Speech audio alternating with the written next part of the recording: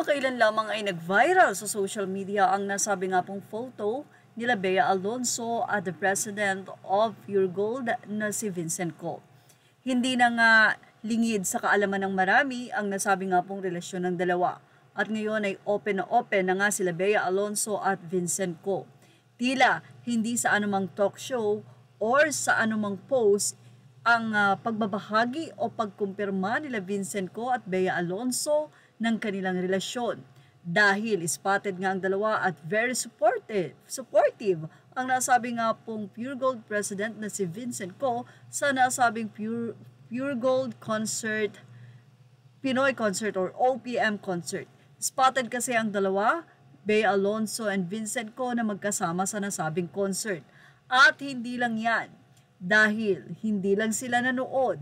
Narito na nga at ibinahagi ng isang Facebook page ang photo of nila Bea Alonzo at President Vincent Co sa nasabi nga pong sikat na P-pop boy na SB19.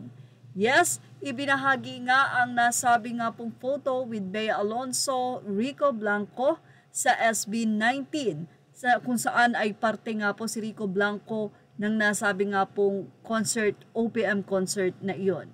Narito po ang photo nila Bea at Vincent Co. O diba, tila sa SB19 nga na-confirm ang relasyon nila Bea Alonzo at nitong si Vincent Co. Na tinatawag nila ngayong Ninong at Ninang ng Mahalima. Hindi lang yan, ayon sa mga fans, ay kaya pala daw nagbigay si Bea ng luggage sa SB19. Ito po ay ibinahagi ng I Want You SB19. Ang photo po ay mula sa kanila kaya naman credit sa kanila. At narito po ang ilan sa mga komento kaya daw pala binigyan ng luggage ang SB19 ni Bea. At napaka-pretty daw pala ng ninang ng Pure Gold. Congratulations! Ang ilan ay sinabi na kaya pala may luggage bag from Bea's brand. Love it, super deserved din ni Bea ang bago niyang partner ngayon. And malay nyo daw na maging endorser ng Bosch bag ang SB19. Well, hindi po malayo. And syempre sa nila, so ninang na pala ni Bea, si Bea Alonzo ng mga bebe. Halatro ba si Ninong Pure Gold with Miss Bea Alonzo? Nice naman pala. Well, sabi nga natin, mukhang with SB19 pa nakumpirma ang relasyon nila Bea Alonzo at President of Pure Gold, Vincent Co. Confirm na talaga si Bea ay First Lady sa Pure Gold. Slay ka dyan, Bea. Dyan ka na lang, nak. Mas aalagaan ka siguro niyan at mas kaya kang tanggapin.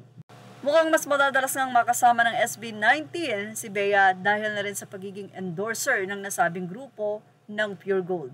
Yan ang ating Showbiz Snap Update. Images are all credit to the rightful owners. Thank you for watching. Please like, share, and subscribe.